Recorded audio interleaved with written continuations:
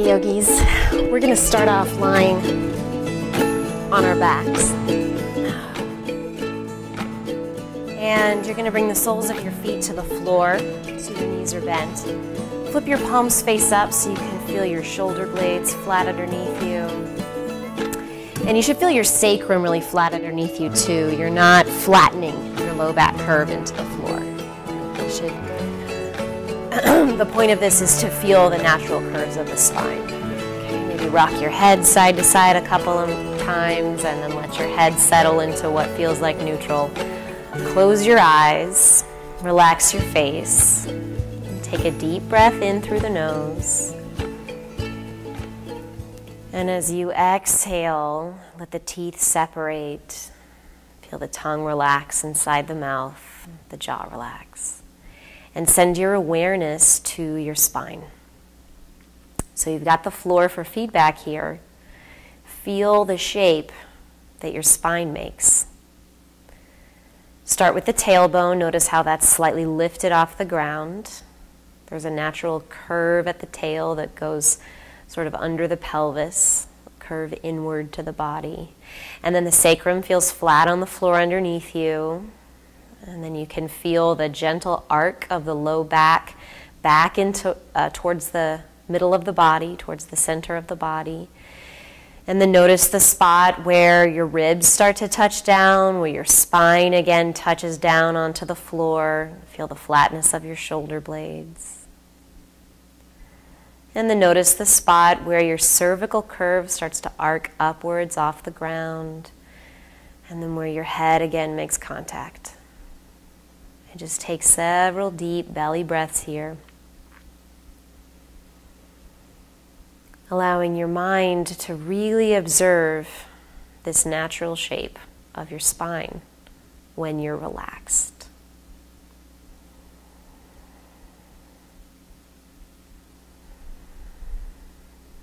Good. And then we'll take a deep breath in and stretch the arms up over the head.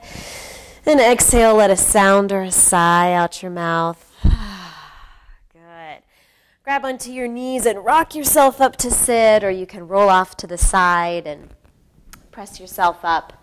And we're going to come down into a squat. Now, the challenge when we come into a squat, this pose is going to stretch the inner hips, but it's also going to stretch and open up the low back a little bit. Okay? And if you just sit in a normal chair posture all the time, this is really challenging.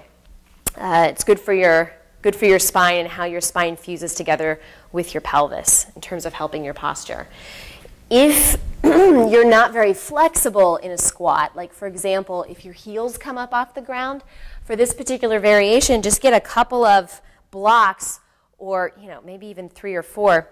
Your knees and toes are going to go in the same direction. And if you need to help control the descent, you can put your hands on your thighs, right? And just make sure you're pushing down with your hands.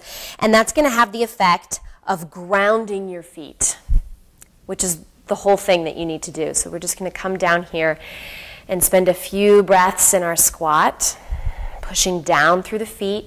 If you want to deepen it, you can bring the elbows to the inner thighs, bring the hands into a prayer. And what tends to happen, again, is the forward head and the heart rounds back. So we're going to send the heart forward, try to recreate those curves, that natural shape of the spine. And feel all that spaciousness start to come into your inner hips and your low back. Make sure that the soles of your feet can press into the floor. Good. And then we're going to strengthen the legs by going from sit to stand a few times. So again, if you need some assistance, especially in the beginning, definitely use your arms. Push your hands into your legs so that you feel the groundedness of your feet as you come all the way up to standing. Good. So we'll take a deep breath in when we get to standing, and then when you exhale, hands can come onto the thighs to help you control the descent. So you want to be careful if you have knee issues, right? My knees are not actually flexing that much. They're not bending that much. I'm not back here with my heels up off the ground. This is much more precarious and much harder on the knees. Okay, so the feet are flat. I'm able to ground them down. All right, let's do 4. Take a deep breath in to prepare.